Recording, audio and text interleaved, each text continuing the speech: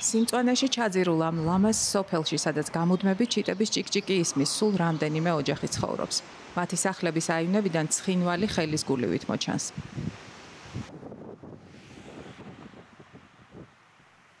ეს ერგნეთია, სოფელი პირობით საზღვართან.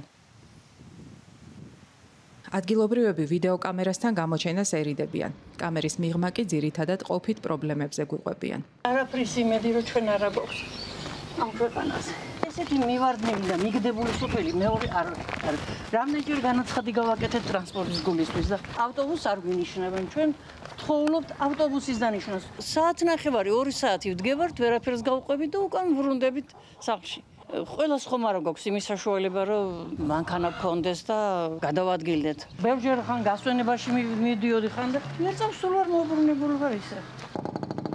ირკვევა, რომ დე-ფაქტო საზღვრისპირა სოფელში საზოგადოებრივი ტრანსპორტის გარდა პრობლემაა საკვებისა და ყოველდღიური მოხმარების საგნების შეძენაც.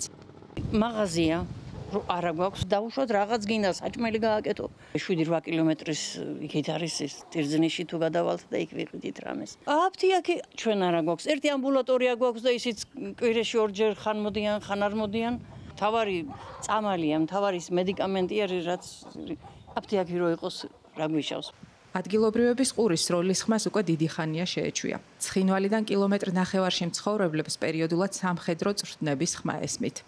რაც უკრაინაში ომი დაიწყო, ეხლა შიგადაშიგ ისმის ხოლმე ის როლები. აი ადრე უფრო მასიურად იყო და ეხლა ძალიან არა. ცოტა ხალხი, აი 2008 წლის მერე უფრო დაცოტავდა. და აი ესე ვართ, ვინცა ვართ, ესე ვართ დატანჯულები. ვისაც მანქანა არ აქვს სახლში, მან რა ქნას, რითი წავიდეს, რითი მოვიდეს. მთელი დღეა დაკარგული ერთი ასანთი რო გინდოდეს იყიდო და მოიტანო. როგორც ერგნეთში მცხოვრები ქალი ყვება, ოჯახების უმეტესობა აქ მხოლოდ სეზონურადღა ჩამოდის. ზაფხულის პერიოდში მოდიან, ცოტა ხნის შემოდგომამდე რაღაცას მოიყვანენ და მერე ისევ ქალაქში არიან და აი ზამთრის პერიოდში რომ მობრძანდეთ, მაშინ შეიძლება ვიღაცა გავლილიც არ ანახოთ სოფელში. ერგნეთის სკოლაში ამ დროისთვის 40 ბავშვი სწავლობს. კლასებში ბავშვების რაოდენობა კი თითზე ჩამოსათვლელია. აი წელს მაგალითად ერთია პირველ კლასში რომ ერთი ბავშვი მივიდეს. წინა წელს არც არ იყო პირველი კლასი არ აყავთ, რომ აი წელს მეორე კლასი რო იყოს არ არის. აი შარშანაც ერთი ბავშვი იყო და იმათ მშობლებმა გორში წაიყვანეს ბავშვი იქ ასწავლიან. 5-მა დაამთავრა თუ 4-მა მე-12 კლასში. აი ეს რკალით, ეს დიდი რკინა, ეს რკინები ესენი არის კასეტური ბომბის ნამსხვრევები.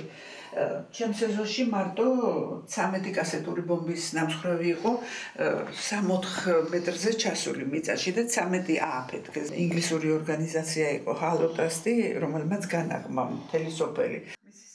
მუზეუმის ექსპონატად ქცეული კასეტური ბომბის ფრაგმენტების გარდა, დე-ფაქტო საზღვრისპირა პატარა მუზეუმში ათეულობით საინტერესო ნივთი და ფოტოა გამოფენილი. ყველა ეს ექსპონატი 2008 წლის აგვისტოს მოვლენებს გვახსენებს. 2008 წლის აგვისტოს მუზეუმი ლია ჩლაჩიძემ USAID-ის მხარდაჭერით 2017 წელს გახსნა. რას აღარ ნახავთ აქ? სამხედრო აღჭურვილობას, ფეხსაცმელს, ტანსაცმელს, ჭურჭელს, ყველაფერს რაც ომს გადაურჩა და რასაც ომის კვალი ეტყობა. მამაც ჩემი საფლავი ოკუპირებულ ტერიტორიაზეა დარჩენილი და 16 წელია მე იქ ვერ მივდივარ. ლია ჩლაჩიძე ცხინვალში დაიბადა. იქვე დაამთავრა სკოლა და უმაღლესი სასწავლებელი. მეუღლე 90-იან წლებში საომარი მოქმედებების დროს ერგნეთში დაიღუპა. თავად საცხოვრებლად აქ 2000 წელს ჩამოვიდა. 2008 წლის ომის შემდეგ კი საკუთარ სახლში ეს მუზეუმი გახსნა. სიმწვანეში ჩაფლული მისი პატარა სახლი დე-ფაქტო საზღვრიდან ყველაზე ახლოს, რამდენიმე მეტრის დაშორებით დგას.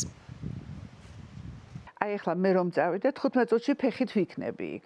ქალაქის ცენტრში, ისე ახლოს არის. კილომეტრ ნახევარით ავართ დაცილებული. ყველანაირად მიბმული ვიყავით ცხინვალზე.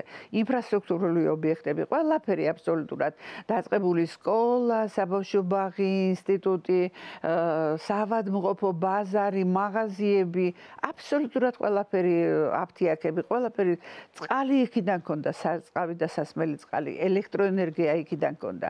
და ომის შემდეგ როცა ეს ყველაფერი გაწყდა, კავშირიც და ეს ფიზიკურადაც და აი ასე ინფრასტრუქტურულადაც ჩვენ აღმოჩნდით კოლაფსში.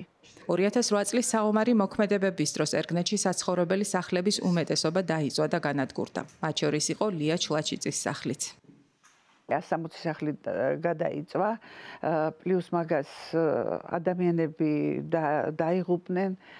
ომის დროს იყო გაუსაძლისი სიტუაცია და ომის შემდეგაც, რა თქმა უნდა, და ძალიან რთული გახდა ჩვენი ცხოვრება. აი ვინც მაგალითად დავბრუნდით. არა ტანსაცმელი, არა პროდუქტი, არაფერი, ყველაფერი იყო დამწვარი და დაფერფლილი. ვიყავით საერთაშორისო ორგანიზაციების ამარა დარჩენილები. აგენტი გახდა სულ ყველა, რომელიც ძალიან მძიმეა და ჩვენც ალბათ, მაგრამ ჩვენ მათმა გადაგვარჩინეს. ცხოვრობ დენთის კასრზე, როდის აფეთქდება და რა აფეთქდება არ ვიცით. საშიშროება ყოველთვის არის. პლუსი გვაქვს ის უპირველეს ყოვლისა, რომ მუდმივი გაზი გვაქვს.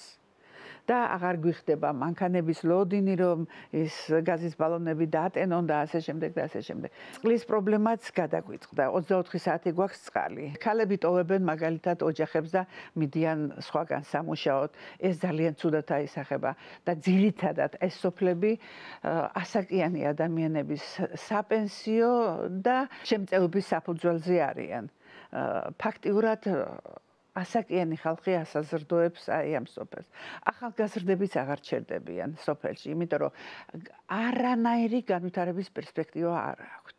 შენ თუ მიატოვეს და აქაობა დატოვე, აღარ დაჭირდება ცხინვალს და რუსეთს ომითა და ბრძოლით შემოსვლა. ლია იმ ყოველდღიურობაზე საუბრობს, რომელიც ერგნეთში მცხოვრები ასაკოვანი ხალხისთვის განსაკუთრებით პრობლემურია.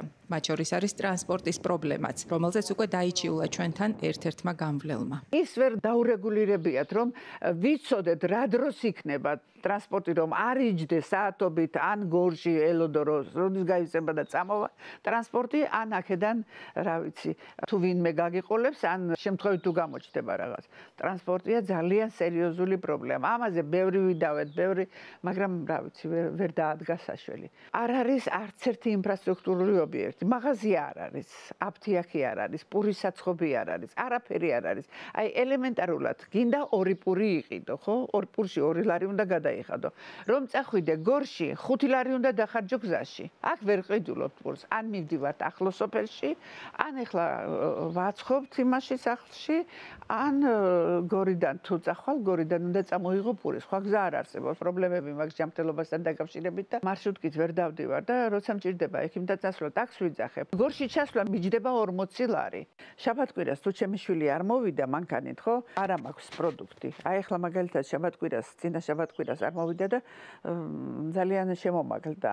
თავს ყველა გაიტანს რაღაცით, მაინც, მაგრამ წამალი გჭირდება, ის გჭირდება, არ არის საშუალება. მიდიან ადამიანები. ხო გითხარით ახალგაზრდები, აი მიგრაციაა ძალიან დიდი. ჩემს ირგვლივ, ჩემი სახლის ირგვლივ 14 სახლია დაკეტილი.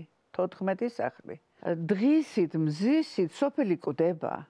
აი აგერ გორიდან 30 კილომეტრშია სოფელი. ჩემთვის მაგალითად ძალიან მტკივნეულია, აი რომ აქ ცხოვრობ, შენ ნახე და ყველამ თავისი თვალით ნახა, რა გაგიკეთა რუსეთმა და კიდევ რუსეთისკენ გაქვს სწრაფვა. მეუღლე რუსმა მომიკლა, სახლკარი რუსმა გადამიწვა. ყველაფერი და ეხლა კიდევ რუსეთი მინდა მე, არ მინდა. არც აგენტი არა ვარ, მე ჩემი ქვეყნის შვილი ვარ. მე ერთმა ქართველმა რიგითმა ადამიანმა გავაკეთე ეს მუზეუმი, იმიტომ რომ ნახოს მსოფლიომ ვინ აყვავს მეზობელი. ეხლა გახდა წლის თავის შესრულდა გინტურის, თამაზ გინტურის, რომელიც მოკლეს, ეკლესიასთან მოკლეს. როგორ მე ჩემს სიმაში, ჩემს სოფელში ეკლესიაში ვერ უნდა შევიდე? რუსეთი ოკუპანტია. რუსეთი კლავს.